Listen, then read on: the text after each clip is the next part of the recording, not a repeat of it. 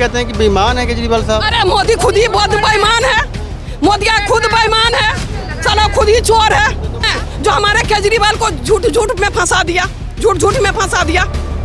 मोदी को डर है तो सिर्फ केजरीवाल से डर है, बाकी और किसी चीज से नहीं। वो जैसे जेल से निकला उसका तोता ही उड़ गया। जो अब मेरा क्या हो गया, ऑस्ट्रेलिया में जाके बैठ गया। हम आज भी न्यूज देखे हैं, ऑस्ट्रेलिया में जा रहा है, डांस कर रहा है सब। 4 महीने बाद चुनाव है, थप्पा लगा पाएगी जनता यहाँ की? नहीं, उसको मोदी को तो कोई नहीं देगा, जो भी देगा केजरीवाल को। इतना पब्लिक किस लिए आया हुआ था? कोई उसकी माँ थी, कोई बहन थी, कोई बेटी थी, सब था। खाऊंगा ना खाने दूंगा, खाऊंगा ना खाने दूंगा, वो यूं नहीं कहते, वो खाऊंगा ना खाने दूंगा, सारा खुद खा जाऊंगा।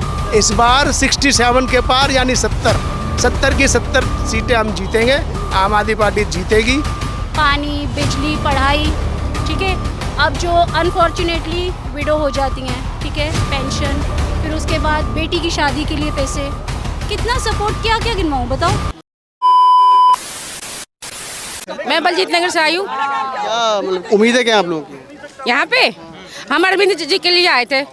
अरविंद जी जो है हमारे एक वैसी भाई बेटे हैं जो सारे गरीब महिला के लिए खड़े हैं, हमेशा दुख में सुख में। केजरीवाल मोदी का कोई भी अगर ये हो, कोई भी पार्टी को बुला लो, अरे भैया नींद आ रहा है। और केजरीवाल के अगर एक एक नेता को घर में बुला लो, आपके घर में आके वो पूछेगा जो माता जी क्या हुआ, बहन क्या हुआ।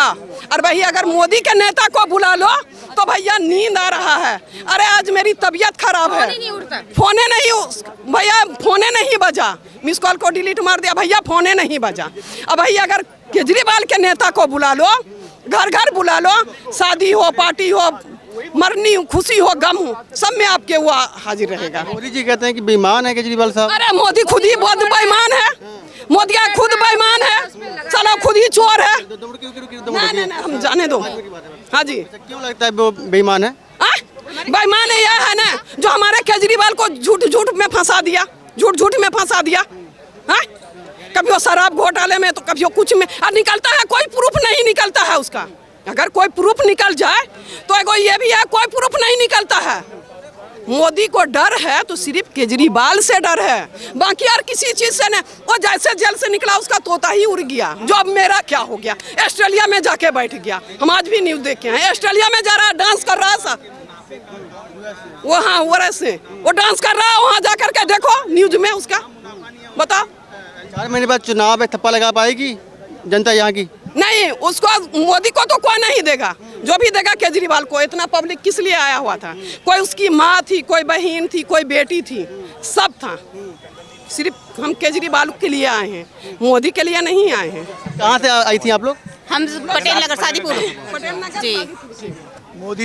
मोदी जी खुद धुले हुए वॉशिंग वो मशीन सुनिए ना, मोदी वॉशिंग पाउडर, उनके यहाँ तो अजीत पवार और बिस्मा शर्मा है ना, और बहुत सारे लोग हैं। तो कहते हैं खाऊंगा ना खाने दूंगा, हैं? खाऊंगा ना खाने दूंगा, वो यूं नहीं कहते, वो खाऊंगा ना खाने दूंगा, सारा खुद खा जाऊंगा। ये पूरा है, ये पूरा है। और अरविंद जी का है कि हमने अगर दिल्ली का टैक्स लिया है तो वो कैसे लोगों को, दिल्ली वालों को देना है, किस रूप में देना है, कितनी योजनाएं बनानी है जो दिल्ली वालों के लिए काम आए आगे भविष्य में। और इस बार जो अरविंद जी ने नारा दिया है ना, वो क्या है, इस बार 67 के पार, इस बार 67 के पार यानी 70 की 70 सीटें हम जीतेंगे, आम आदमी पार्टी जीतेगी। इसमें कोई संदेश नहीं है। लोगों ने बिल्कुल भी क्लीन चिट करने वाले हैं क्या? पूरा क्लीन चिट, पहले विश्व रिकॉर्ड बनाया था 67 का, फिर रिकॉर्ड बनाया 62 का। ये धोखा खोखा करके ये कर रहे हैं, लेकिन आम आदमी पार्टी नहीं टूटी। मनीष जी को तोड़ना चाहा, 17 महीने जेल में रखा। अरविंद जी को तोड़ना चाहा, उनको जेल में रखा। और हमारे संजय सिंह को जेल में रखा। सत्येंद्र जैन अभी भी जेल में, अब वो भी बाहर आने वाले हैं। तमाम ऐसी बुराइयां और ऐसे झूठे मनगढ़ंत आरोप उनके मन पर लगा के उसके बाद भी आम आदमी टूटी नहीं और मजबूत हो गई। मेरे जैसे सिपाही जो सिपाही थे वो और उनके साथ 10 सिपाही और जुड़ गए। आज पटेल नगर विधानसभा के अंदर जितना अरविंद जी का प्यार और जितना उनका काम आज अरविंद जी के यहाँ पटेल नगर विधानसभा बोल रहा है, पूरी दिल्ली में बोल रहा है।